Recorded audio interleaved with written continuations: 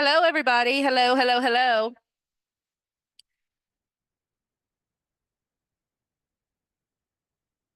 What's the trick? I can't do it.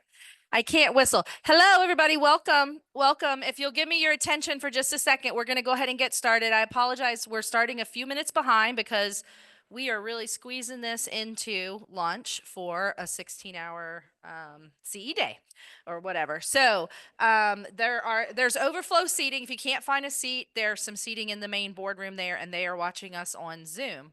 So, hello.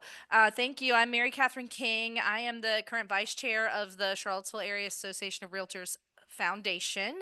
And I welcome everybody today. Thank you for joining us. This is one of our first big educational events that we're very excited about.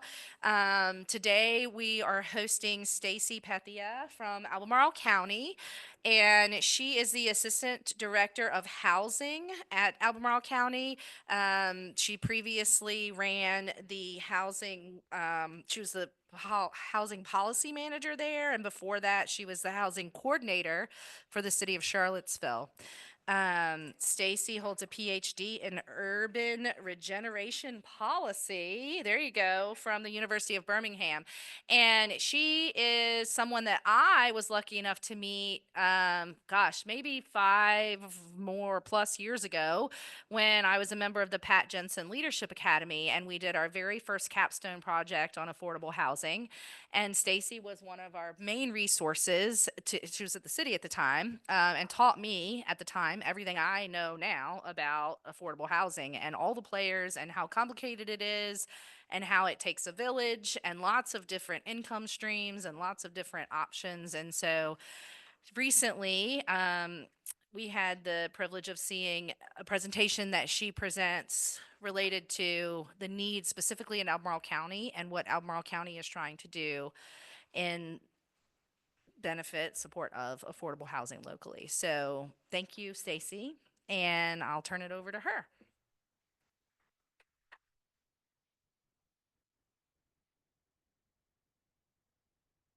I have to admit, I'm normally speaking in front of the Board of Supervisors, and not once have they applauded me. So thank you for that. So again, my name is Stacy Pethia. I am the Assistant Director of Housing for Albemarle County. And thank you for having me here today. I often get asked to speak, but I can't make the clicker work.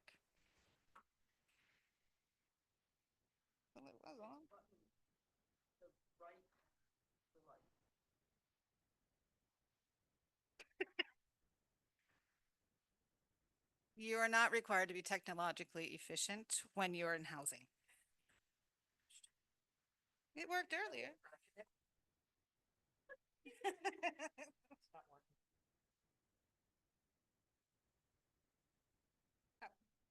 Thank you.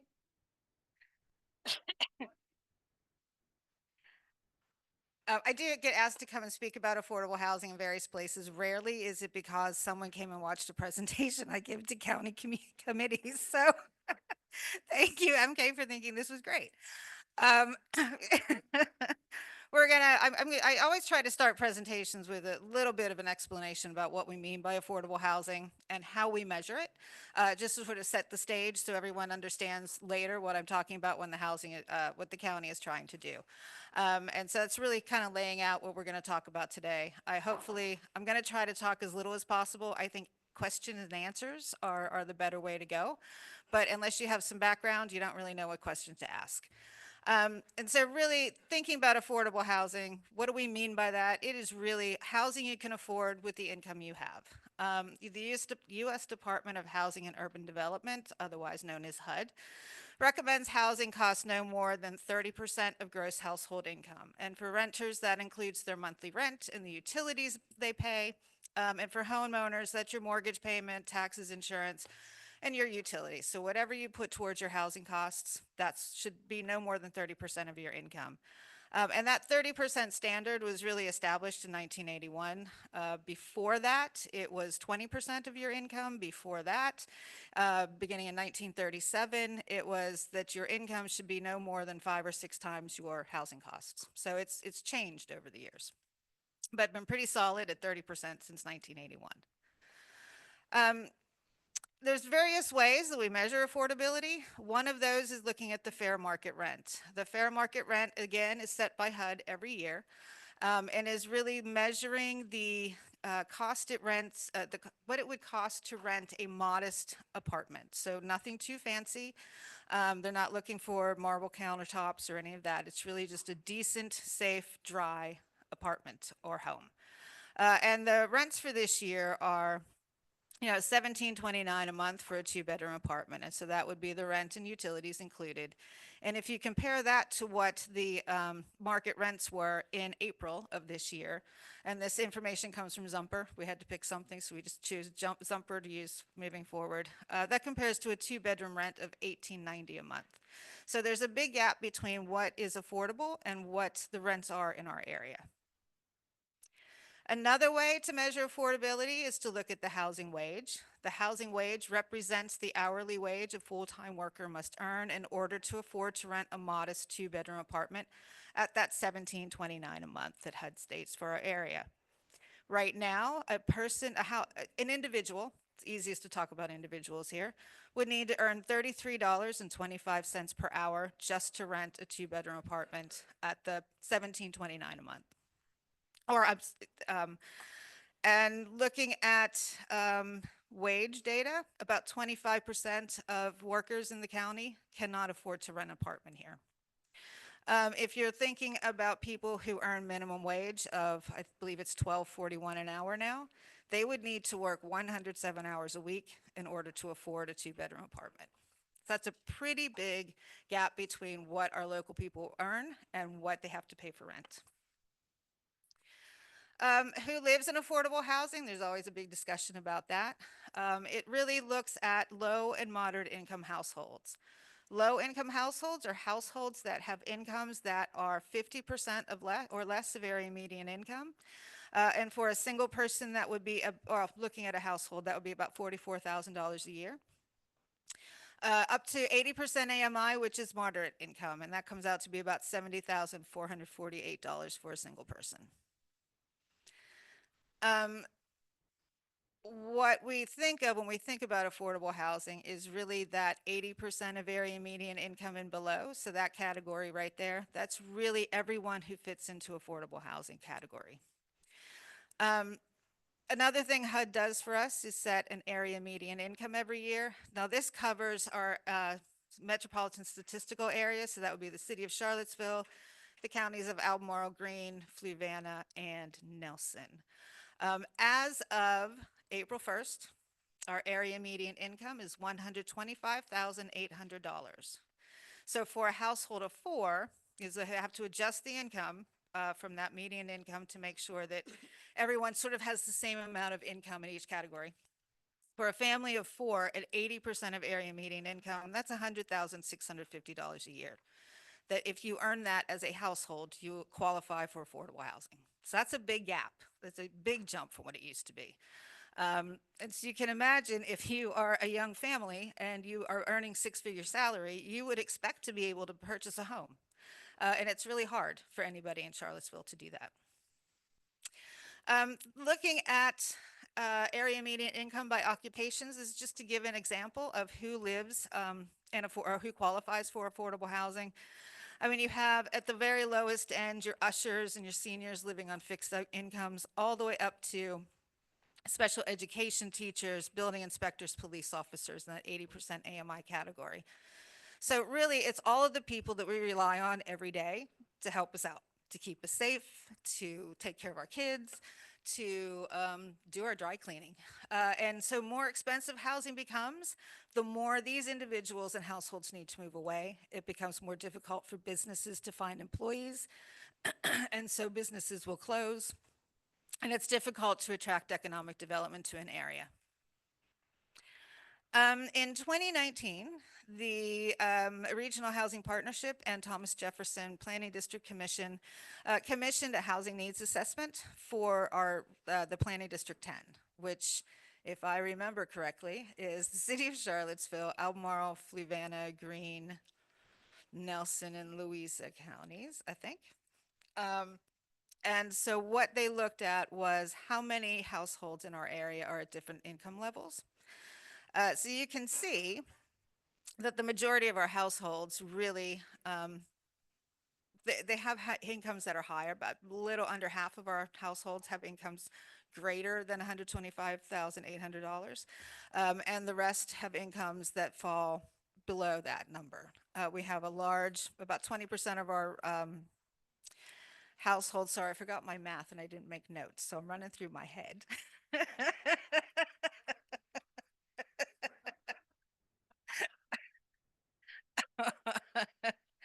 So I would say about 40% of our households really have incomes in that 80% AMI and below category that qualify for affordable housing. Looking at it a little further, about 2 out of every 10 low and moderate income households, homeowners, are housing cost burdened. That means they spend more than 30% of their income on their housing costs. For renters, nearly 2 out of every 4 renters with incomes at the lowest level, so that's no greater than 50% of area median income, are what are considered severely cost burdened, and that means they're spending more than half of their income for their housing costs each month. The housing needs assessment projected that out in 2040, 1 out of every 4 households will experience housing cost burdens by the year 2040. So that's all renters and homeowners. And 3 out of every 4 households in the lowest income categories will experience housing cost burdens by the year 2040. So we are expecting these numbers to expand or at least stay steady, not get better so far. So in response to those data points and the needs that we have in our area, Albemarle County, the Board of Supervisors adopted Housing Albemarle in July 2021, and that is the county's newest affordable housing policy. It includes 12 policy objectives, which cover a range of issues, including increasing supply and preserving what we have, the affordable housing we have, increasing a community engagement in affordable housing issues, really making sure that we are addressing fair housing and community equity, finding housing and focusing housing needs on special populations. So that includes seniors, persons with disabilities, persons with who are experiencing homelessness, and working to create sustainable communities throughout the county. Those 12 objectives include 93 strategies and action steps, which I will not read to all of you. But since the adoption of the housing policy in 2021, the county's housing staff have been actively working to implement the housing policy. And so far, we have achieved or implemented 22% of the strategies and action steps and are working on an additional 39, so that's an additional 42%. We do have 31 strategies that have not yet been started. Some of that is due to funding issues, and some of that is because we have to get these other things in place before we can move forward. The housing policy is really a multifaceted approach to addressing affordable housing. It ranges from things like providing rental assistance programs, such as the Federal Housing Choice Voucher Program, providing down payment assistance through our community partners. We have a bonus density program that developers can utilize to increase density on their sites, project site, in exchange for affordable housing provision. We do have the Albemarle Rental Housing Incentive Program, or RHIP. That is a developer incentive where if the developer provides 20% of their units as affordable housing, they can receive, but for 30 years, this is for rental housing. If they keep those units affordable for 30 years, they can receive a 15% rebate of their property taxes each year through that affordability period. A little bit about the Housing Choice Voucher Program. It does provide rental assistance to households with incomes at or below 80% of AMI. In order to initially qualify for a voucher, most people need to have household incomes at 50% AMI or below. That is a federal requirement. The county is required to make sure that 75% of the households that enter our programs are at the lowest income levels. We currently have 345 families that are actively leasing with the Housing Choice Voucher. And we also have what are known as project-based vouchers. So Housing Choice Vouchers are rental assistance. It's given to a family. They take their voucher to find a unit that they rent on their own. And then we provide a portion of the housing assistance for them. With project-based vouchers, those are actually attached to a specific unit in a specific building. And we enter into a contract with the building owners for anywhere for 15 to 30 years, where those units will always remain affordable during that time period. I have talked to some people who think that's a terrible way to go because you're reducing housing choice, but you have a choice to take that unit that's already there. And it's also a way for the county to guarantee that we at least have a stock, right now only 30 units, of affordable housing that's going to be there for the long term. We have additional project-based vouchers that are going to come up. Premier Circle, which is now called Vista 29, that's located right up on Rio Road where the Red Carpet Inn used to be. We will have 47 vouchers in that development alone. That will be a permanent supportive housing project, which is focusing on persons experiencing chronic homelessness.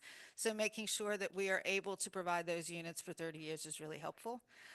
We also have 5 vouchers that are going into a project that's located within the city, that's in partnership with the city and one of our nonprofit partners, as well as 8 at Hickory Hope Apartments. Hickory Hope is located within the Southwood Redevelopment Project.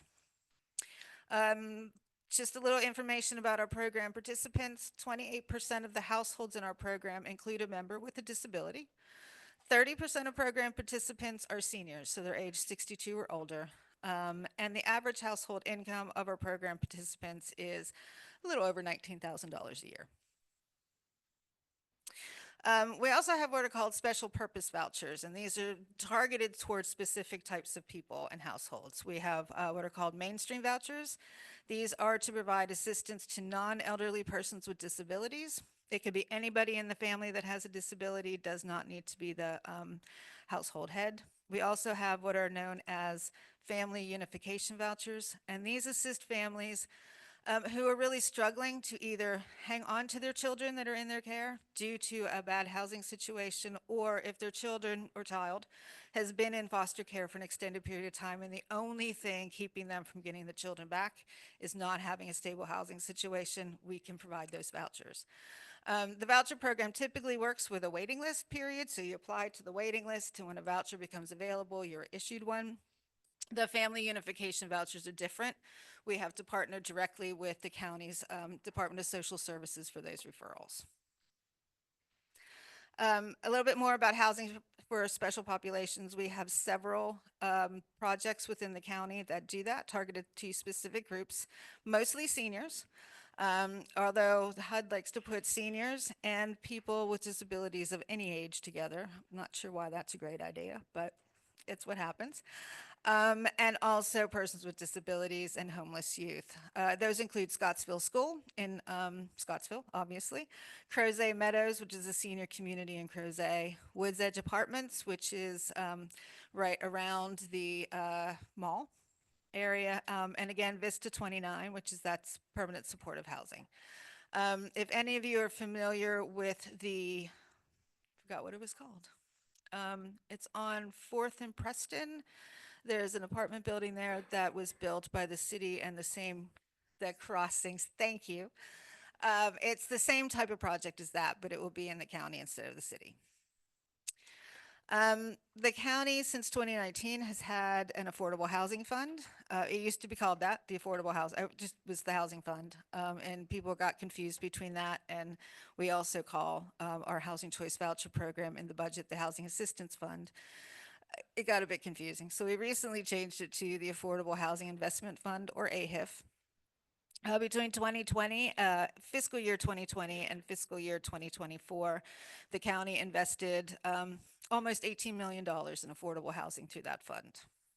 So that's one of the ways we are trying to help support affordable housing, is investing in it. Some of the big projects that fund has been used to support was, again, the Hickory Hope Apartments. That's 121 units in the Southwood development. Vista 29, which will ultimately be 140 units of affordable housing. The first phase is underway. I don't know if any of you have seen the demolition going on there. But the first section, the first phase will be 80 units of permanent supportive housing. And then after that, Piedmont Housing Alliance, one of our local nonprofits, will build an additional 60 affordable units for families. We are also investing a lot in this redevelopment of the Southwood Mobile Home Park. So in phase one, we helped support the construction of 211 units of affordable housing, and that was both homeownership and rental. We also work with developers to help provide affordable housing in their projects. We do that through developer proffers and a bonus density program. Currently, we have approximately 30, almost 3,600 units either in the pipeline or constructed so far through both of those programs. There has been a change in the proffer unit requirements once the housing policy was adopted, and they took effect March 1st of last year. Initially, for several decades, the county has required developers to provide 15% of the total units of their projects as affordable housing, targeted to families with incomes at 80% AMI or less. The housing policy has increased that to 20% of the units. It also changed the target affordability levels, not just 60% or not just 80% AMI households, but now 60% as well. So 60% AMI target is really for the rental units that would remain affordable for 30 years. And 80% AMI is really targeted towards those units that are affordable for sale. And we ask that the resale price be restricted for 40 years. Again, there's the RHIP, the Rental Housing Incentive Program, which we talked about earlier. So again, 20% of the units affordable to households with incomes at 60% AMI or less for 30 years and would get a 15% rebate in their taxes. The county is also, the Board of Supervisors, adopted a resolution of intent in June of 2022 to potentially amend the zoning code with an affordable dwelling unit ordinance. That would replace the proffer system. Affordable dwelling unit ordinances are enabled under Virginia State Code. And it does, instead of being, proffers are currently voluntary. This would make it mandatory to provide affordable housing. And it's a way the ordinance will be a way to enforce the changes that are being presented and recommended in the housing policy. That has yet to go back to the board. We are trying to tackle a few other things with them before we moved on to this, so I expect this to go back for their consideration in work sessions later this year. One way that we are helping the board, Board of Supervisors and Planning Commissioners really think about affordable housing being provided in projects is through an affordable housing evaluation form. It really lays, instead of having to read and interpret the information that's provided by the planners and developers, this is just a way for the housing staff to sit down, read through all that, lay the numbers out on the table, and it helps us keep track of what's happening. And we created what we are calling, for lack of a better term, an interest list in affordable housing. It's a way for people to sign up to get notified when affordable units become available through developers. Currently, we have been asking developers to market those units on their own. Has not always been successful, particularly for those units that are for sale. So this is a way, an effort on our part to try to make those connections and get those units occupied and purchased by income qualified households. It's in early stages. We're starting out in-house with county staff, see how that works, work out any problems, then we'll open it up to everybody else, just the general public. It's hard, though, to gain interest in this list when you don't know when proffer units are going to be available, right? We could hit 20 tomorrow and then nothing for the next 5 years. So we're trying to find ways to kind of make that process work better.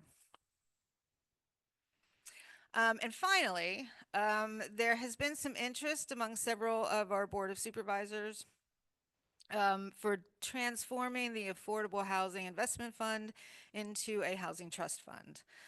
It is one of the objectives in the housing policy. And the difference between a housing fund and a housing trust fund is simply that a housing trust fund has a dedicated source of revenue. In this case, in the county, that would be cash in lieu affordable unit payments we'd receive from developers.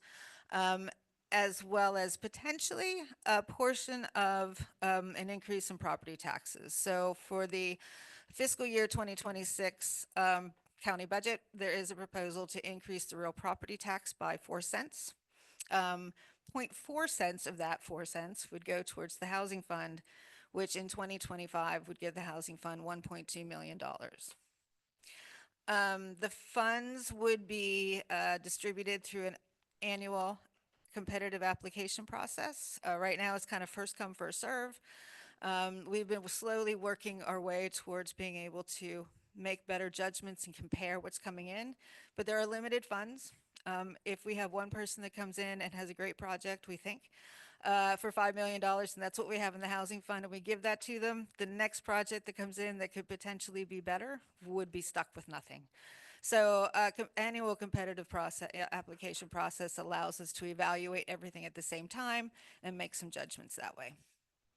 There is the potential that the Housing Trust Fund would have an oversight committee.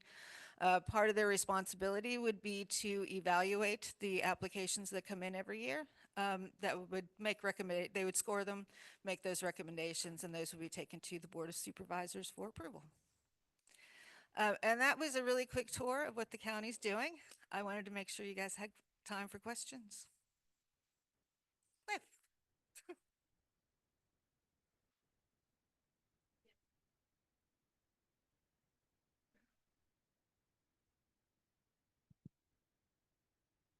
With the rate of inflation and increase in tax rates, um, why is the county stuck on a 15% reduction in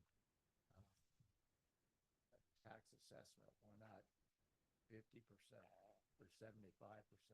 If you wanted to motivate people to build affordable housing, you have to give them something. So that percentage was out of my control. I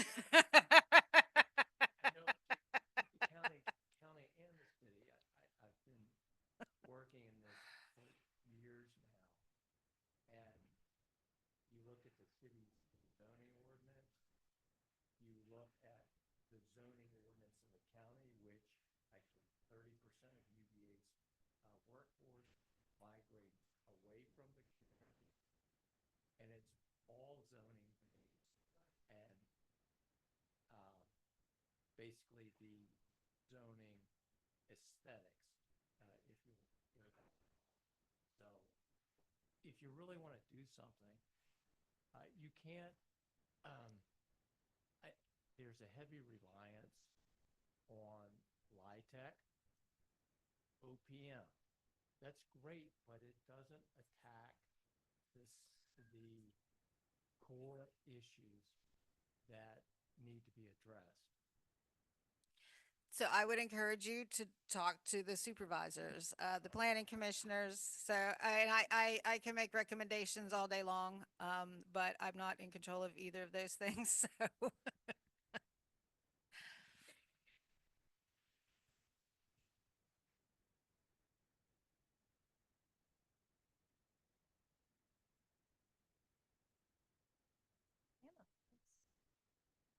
Sure. Stacy, you mentioned cash in lieu payments potentially funding a housing trust fund. And I was just wondering, in general, for like rezonings going forward, what is the status of cash in lieu payments or the guidance on that? I'm not certain. For I know we don't ask for them. That was direction from the county attorney's office when the proffer legislation changed at the state level. Is we don't ask for them. If they're offered, that's great. We don't negotiate. So I don't know where we stand with those at the moment. Okay.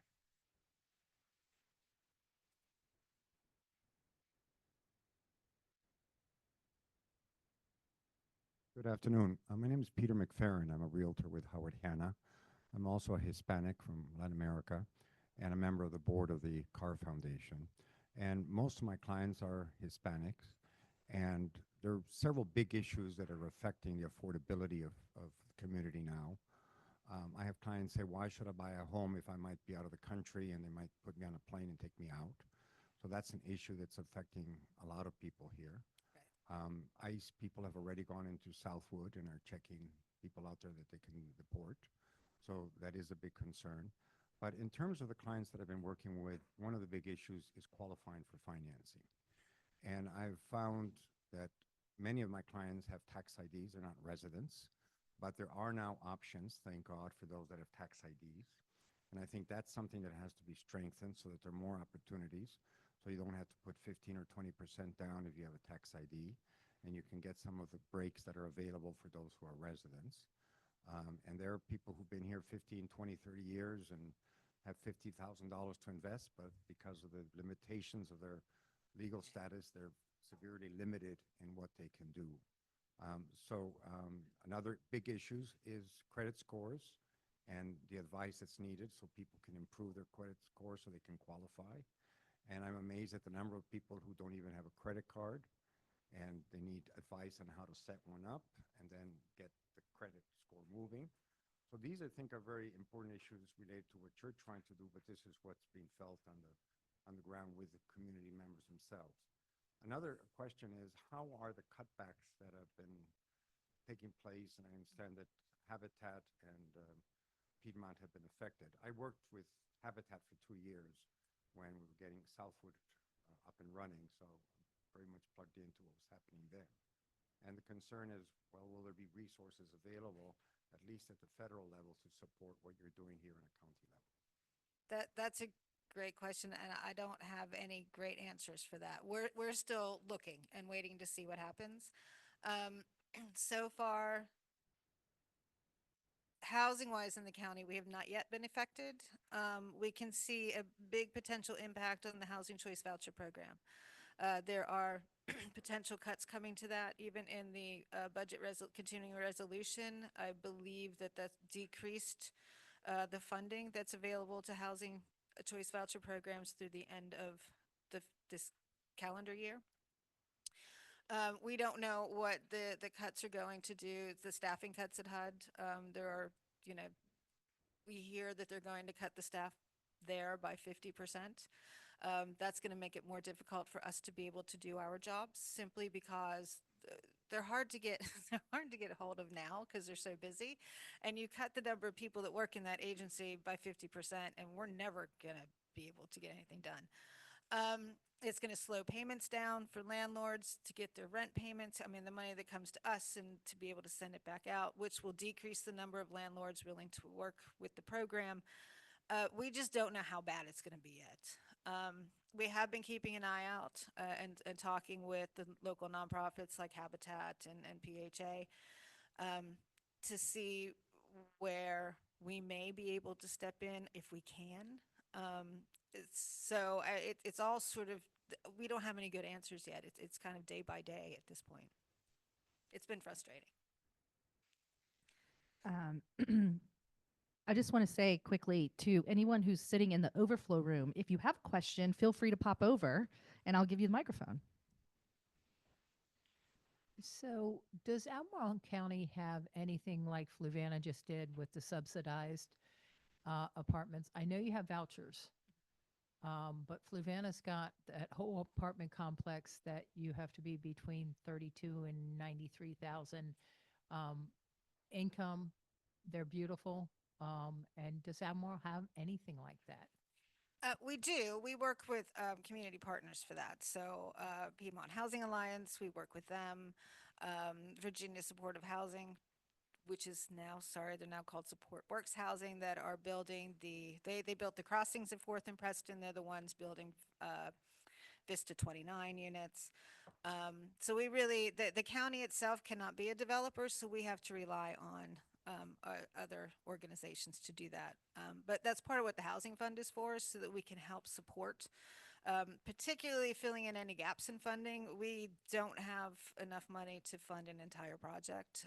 But when you get to the end and they pull all their financing together and they have, $1.5–2 million gap that they have to fill, we can generally step in and help do that. I'm going to take this opportunity to make a plug for the foundation, which is that this is a really good example of how we as an organization can help lower that gap. So these are specific opportunities that we'll be looking at going forward, and how we can help.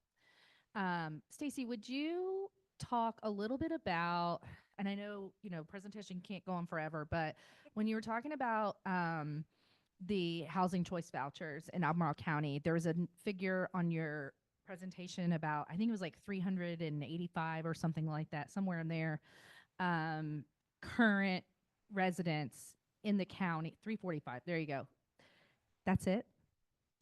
Yes.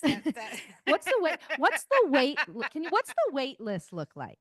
Actually, oh, that's a touchy subject. So, um, we are considered a voucher only housing authority by the federal government. And like every housing authority, we have a budget authority that we get every year, which tells us how many vouchers or how many public housing units we can operate. We are only authorized through the different programs, the regular housing choice voucher program, the mainstream vouchers, and the family unification vouchers. We only have the budget for 511 vouchers. So that's the maximum we can ever do.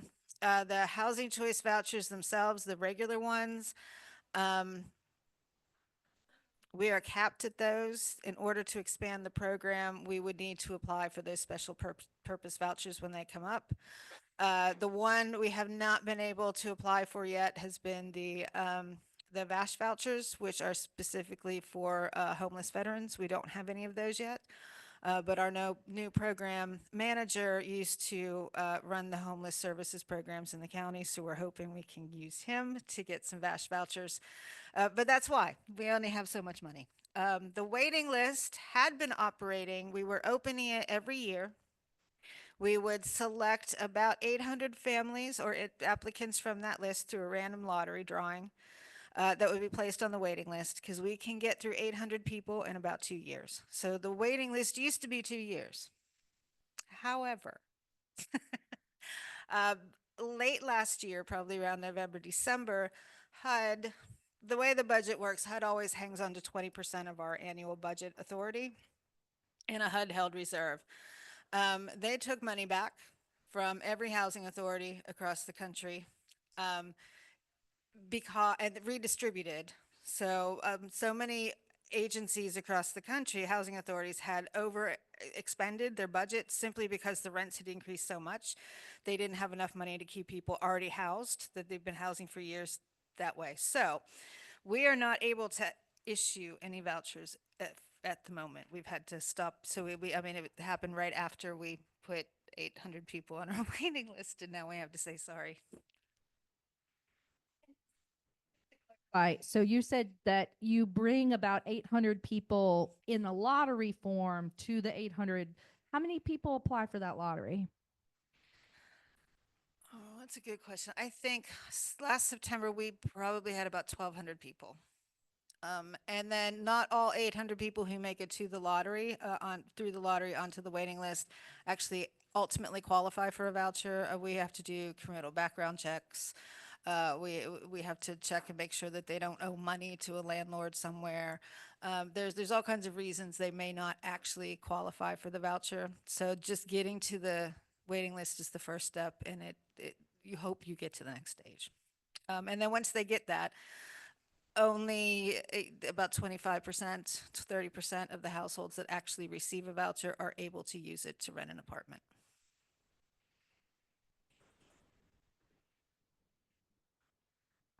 It's a good question. You want to answer? Yes. So we have agreements with surrounding counties that if someone receives a voucher from Albemarle County, they can move to Fluvanna, Louisa, Green, Nelson, and the same in reverse. That agreement used to include the city of Charlottesville. It no longer does. So if you receive a voucher in the city, that person needs to live in the city of Charlottesville for 12 months, and then they can move anywhere. And again, for anyone who receives a voucher through the county, if they choose to move to Greene County, they would have to live there for 12 months and then can use the voucher to move anywhere in the country. And then, of course, the landlord has to be willing to accept vouchers, correct? Correct.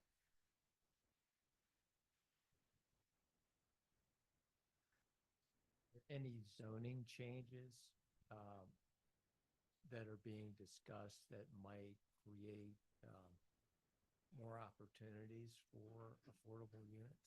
I mean, SORs are a couple years ago when the city was going through its study, the the vast demand was in that sector. So, you know, that's like an upstairs garage apartment Right. or something like that. But in the county, that would count as uh, either short-term rental, which they're trying to clamp down on, or an apartment. But if it's an apartment, then you couldn't use it under RA zoning because you'd have 3 dwellings on a 2-acre lot, for example.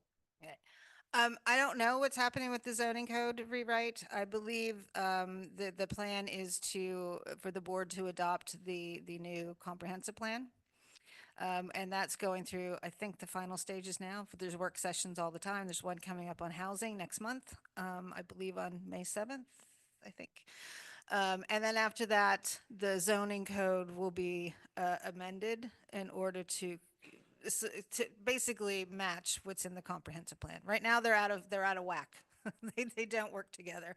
And so the plan is to adopt the comprehensive plan and then work on the zoning code rewrite. And we have 5 minutes left. Any other questions?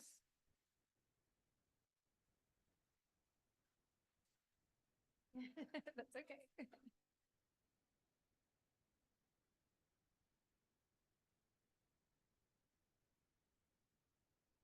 All right, so a pitch to the foundation, another education event could be providing information to us to share with our investor clients on how they may become a household that accepts a voucher. What are some of the tax implications, benefits, possible drawbacks to doing so? I think that would be helpful information for us to have for our clients. And then Stacy, I appreciate your role as being staff and trying to execute what your electeds are charging you with and changing folks. Can you speak to when someone qualifies for a rental voucher? When is it an annual renewal, or how often is that reviewed? Absolutely. It is an annual renewal. So each year they have to fill out and return a recertification packet. And that collects their income information, household size, has the household members changed. But it's really based on income primarily. So if their income goes up, their share of the rent goes up, the county share of the rent goes down, and vice versa. At the end of your presentation, towards the end, there was a talk about the Affordable Housing Trust Fund. Is that the same as the investment fund? Are those the same? Are they? Okay. They are. Okay. So technically, the Affordable Housing Investment Fund is a trust fund because the dedicated source of revenue are developer proffers that go in there. So if we receive cash in lieu payments through the proffer system, they can only be used for housing, so they go to the housing fund.